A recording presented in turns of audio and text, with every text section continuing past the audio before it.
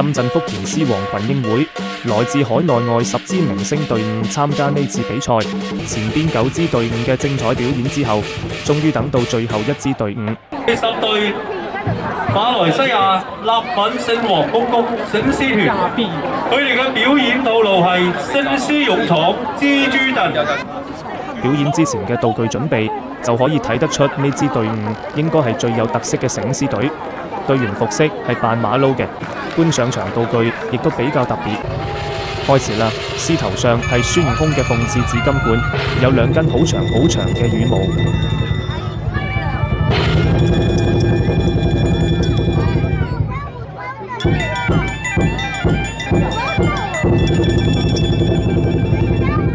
呢首音樂好有大話西遊嘅味道，睇隊員嘅打扮同埋道具，應該係啦。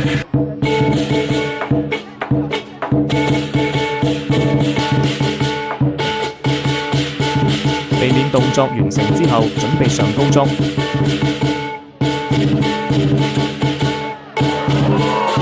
哎呀，弊啦！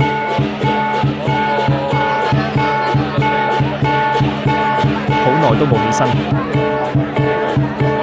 無法繼續啦，係咁啦，Game over啦。